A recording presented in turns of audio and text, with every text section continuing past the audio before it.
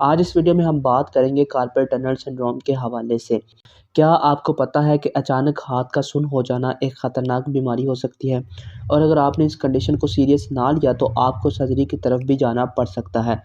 तो अगर आपको भी इस तरह की किसी भी प्रॉब्लम का सामना करना पड़ रहा है तो ये वीडियो आपके लिए बहुत ज़्यादा इम्पोर्टेंट होने वाली है। वीडियो को स्टार्ट से लेकर एंड तक देखें ताकि आपको बाद में किसी भी किस्म की प्रॉब्लम का सामना ना करना पड़े। सबसे पहले हम डिस्कस करते हैं कि कार्पल टनल क्या होता है। हमारे हैंड पर ट्रांसवर्स कार्पल लिगामेंट और कार्पल बोन्स के दरमियान एक नैरो स्पेस होती है जिसे हम कहते हैं कार्पल टनल, जहाँ से मसल्स के टेंडन्स और उनके साथ साथ एक नर्व पास कर रही होती है। यहाँ पर फ्लूइड के अकोमोडेशन की वजह से या फिर किसी पैथोलॉजी की वजह से नैरो स्पेस होने की वजह से कंप्रेशन आती है मीडियन नर्व के ऊपर और उस कंप्रेशन की वजह से हमारी पेन जो है वो रेडिएट होकर थंब और इंडेक्स और मिडिल फिंगर के ऊपर जा रही होती है, जिस वजह से हमें यहाँ पर नमनेस और टिंगलिंग सेंसेशन का सामना करना पड़ जाता है और ऐसी कंडीशन को हम कहते हैं कार्पल टनल सिंड्रोम। नेक्स्ट हम डिस्कस करते हैं causes of carpal tunnel syndrome. Number 1 पे हम जिस काज को डिस्कस करने लगे हैं वो है compression on median nerve in carpal tunnel. जिस तरह हमने अभी डिस्कस किया कि कार्पल टनल में से मीडियन नर्व भी पास कर रही होती है और जब मीडियन नर्व के ऊपर कंप्रेशन आता है तो उस वजह से हमें पेन और उसके साथ साथ टिंगलिंग और नमनेस जैसी सेंसेशन जो है वो महसूस होते हैं हमारे हैंड पर। तो इस वजह से जो सबसे मेन काज है वो है compression of median nerve. Next हम जिस काज को डिस्कस करने लगे हैं वो है trauma, fracture, obesity, diabetes, rheumatoid arthritis, pregnancy, repetitive wrist movements. ये ऐसी कंडीशन है जो कि कार्पल टनल सिंड्रोम की वजह बनती हैं। अगर हम अपने रिस्ट जॉइंट के ऊपर कोई भी रेपिटेटिवली मूवमेंट परफॉर्म कर रहे हैं तो उस वजह से भी हमें कार्पल टनल सिंड्रोम का सामना करना पड़ जाता है और मोस्टली हमें कार्पल टनल सिंड्रोम जो है वो टाइपराइटर्स में देखने को मिलती है।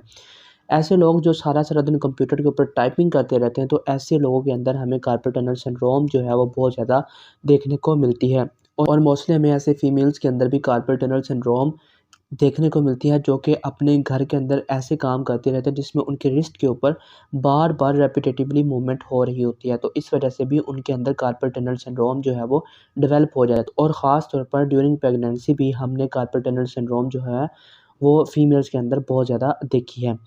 ये थी causes of carpal tunnel syndrome. Next हम डिस्कस करते हैं sign and symptoms of carpal tunnel syndrome.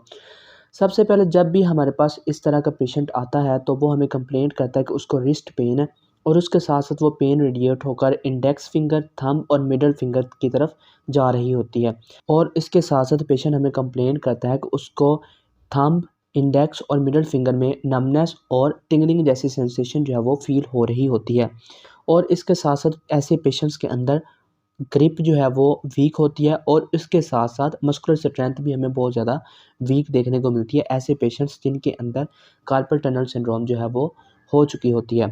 और फिज़िकल थेरेपी में हम कुछ स्पेशल टेस्ट हैं जिस तरह हम फेलन टेस्ट और उसके साथ साथ रिवर्स फेलन टेस्ट, ये कुछ स्पेशल टेस्ट हैं जो कि हम परफॉर्म करवाते हैं जब हमारे पास पेशेंट आता है, जिससे हमें ये पता चल जाता है कि पेशेंट को कार्पल टनल सिंड्रोम है या फिर पेशेंट को कार्पल टनल सिंड्रोम नहीं है।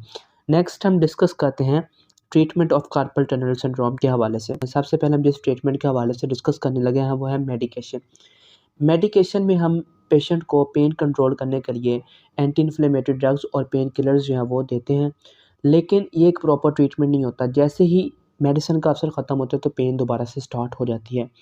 तो इस वजह से मेडिसिन जो है वो एक प्रॉपर ट्रीटमेंट नहीं होता। जब तक हम मेडिसिन खाएँगे तब तक तो हमें पेन से रिलीफ़ रहेगा, लेकिन जैसे ही हम मेडिसिन खाना बंद कर देंगे तो हमें दोबारा से पेन होना स्टार्ट हो जाएगी।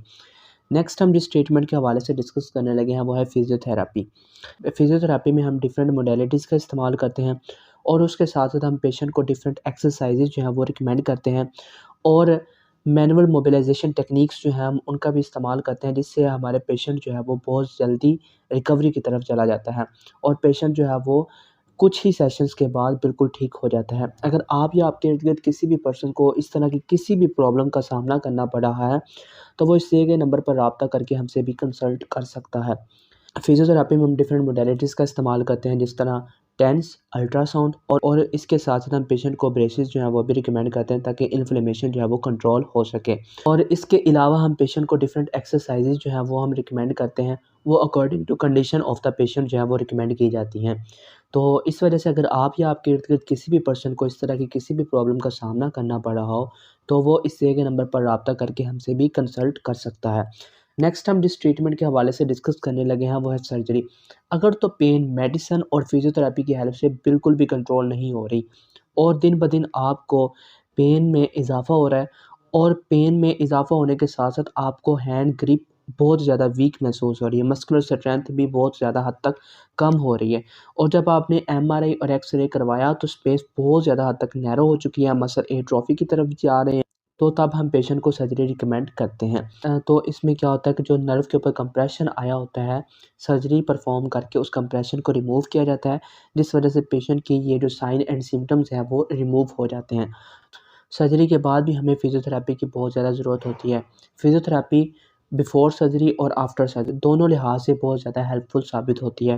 अगर आप या आपके इर्द-गिर्द किसी भी पर्सन को इस तरह की किसी भी प्रॉब्लम का सामना करना पड़ रहा है, तो वो इस दिए गए नंबर पर राब्ता करके हमसे कंसल्ट कर सकता है। आज इस वीडियो में हमने कार्पल टनल सिंड्रोम के हवाले से इन डिटेल डिस्कस किया। उम्मीद है आज की वीडियो आपको बहुत ज़्यादा पसंद आई होगी। Thank you so much for watching this video. Please like, subscribe and share my YouTube channel. Thank you so much.